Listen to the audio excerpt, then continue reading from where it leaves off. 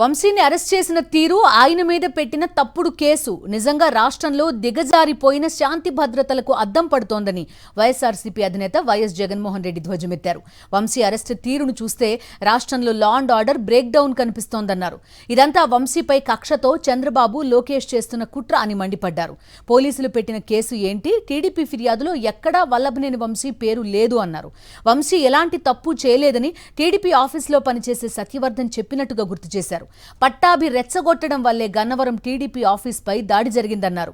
వంశీని రెచ్చగొట్టేలా పట్టాభి నీచంగా మాట్లాడారని ఆగ్రహం వ్యక్తం చేశారు. పట్టాభిని చంద్రబాబే పంపించి గన్నవరంలో దాడి చేయించారని ఆరోపించారు వైఎస్ జగన్. వంశీని అరెస్ట్ చేసిన తీరు, వంశీ మీద పెట్టిన false case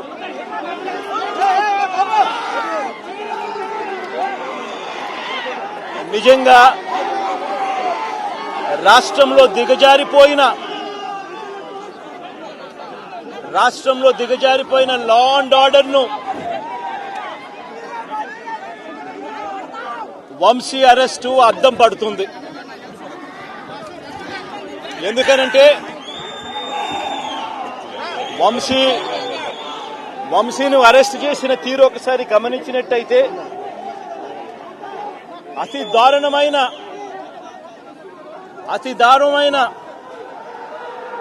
law and order break down కనిపిస్తుంది. ఒకసారి గమనించినట్టయితే ఈ కేసులో గన్నవరం పార్టీ కార్యాలయంపై దాడి జరిగింది అని చెప్పి ఫిర్యాదు చేసిన సత్యవర్ధన్ అనే ఈ వ్యక్తి,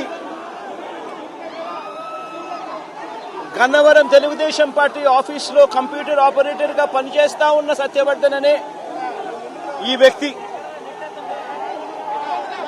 ఫిర్యాదు చేసిన ఇదే వ్యక్తి సాక్షాత్తు తానే జడ్జి గారి సమక్షంలో జడ్జి గారిచ్చిన సమన్లకు పోలీసులు ఆధ్వర్యంలో ఆ సమన్లు అందుకొని జడ్జి గారి దగ్గరికి వచ్చి జడ్జి గారితో తానిచ్చిన వాంగ్మూలాన్ని ఒకసారి గమనిస్తే ఆ వాంగ్మూలంలో ఆయన చెప్పిన మాటలేమిటి, చివరికి ఈరోజు వంశీ మీద పెట్టిన ఫాల్స్ కేసు ఏమిటి? ఇదే సత్యకుమార్ అనే వ్యక్తి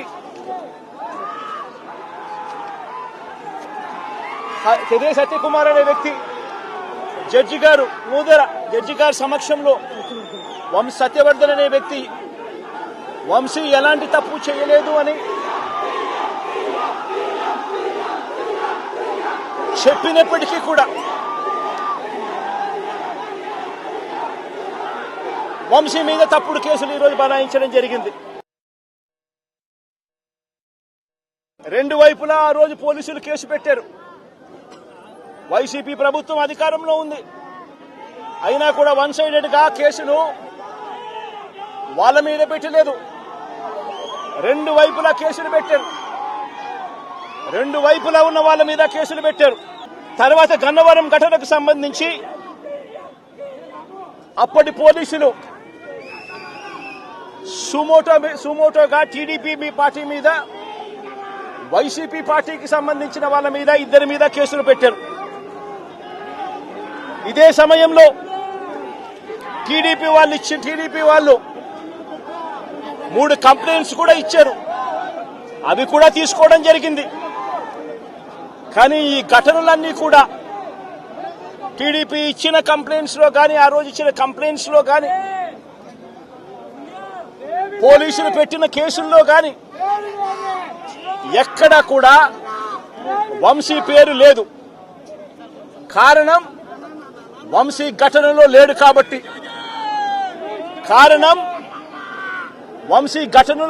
కాబట్టి, ఘటనా స్థలంలో తాను లేడు కాబట్టి వంశీ పేరు ఎక్కడ ఎవరు కూడా చెప్పలేదు. తెలుగుదేశం పార్టీ ఇచ్చిన కంప్లైంట్స్ లో గాని, పోలీసులు పెట్టిన కేసుల్లో కానీ ఫిబ్రవరి 22వ తారీఖున అంటే ఫిబ్రవరి 20వ తారీఖున ఇది జరిగింది. ఇది జరిగిన 2 రోజుల తర్వాత గన్నవరం టీడీపీ ఆఫీస్ ఆపరేటర్గా డేటా ఎంట్రీ ఆపరేటర్గా పనిచేస్తా ఉన్న సత్యవర్ధన్ అనే ఈ దళిత యువకుడిని మంగళగిరిలోని టీడీపీ ఆఫీసుకు చంద్రబాబు నాయుడు గారు మనుషులను పిలిపించుకొని ఈ సత్యవర్ధన్ అనే వ్యక్తి ద్వారా మరో కంప్లైంట్ కూడా ఇప్పించారు. తెల్లటి కాగితం మీద ఆయనతో సంతకం తీసుకొని మరో కంప్లైంట్ కూడా ఇప్పించారు. దాని ఆధారంగా ఎస్టీ ఎస్టీ కేసు కూడా పెట్టారు. కానీ ఆ ఇచ్చిన ఆ కేసులో కూడా ఆ సత్యవర్ధన్ ఇచ్చిన ఆ కేసులో కూడా అప్పటికి కూడా వంశీ పేరు ఎక్కడా కూడా లేదు. కారణం వంశీ అక్కడ లేడు కాబట్టి, ఘటనా స్థలంలో లేడు కాబట్టి. ఫిబ్రవరి 23వ తారీఖున సత్యవర్ధన్ నుంచి పోలీసులు ఫిబ్రవరి 2023 పోలీసులు ఇదే సత్యవర్ధన్ దగ్గర నుంచి 161 స్టేట్మెంట్ కూడా తీసుకున్నారు.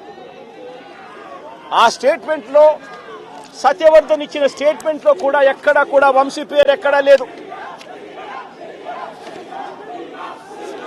సత్యవర్ధన్ అనే వ్యక్తి ఆ 161 స్టేట్మెంట్ లో పోలీసులకు ఇచ్చిన 161 స్టేట్మెంట్ లో తనను ఎవరూ తిట్టలేదని కూడా చెప్పాడు. తాను ఘటన జరిగినప్పుడు తాను అక్కడి నుంచి వెళ్లిపోయానని కూడా చెప్పాడు. తర్వాత టీడీపీ ప్రభుత్వం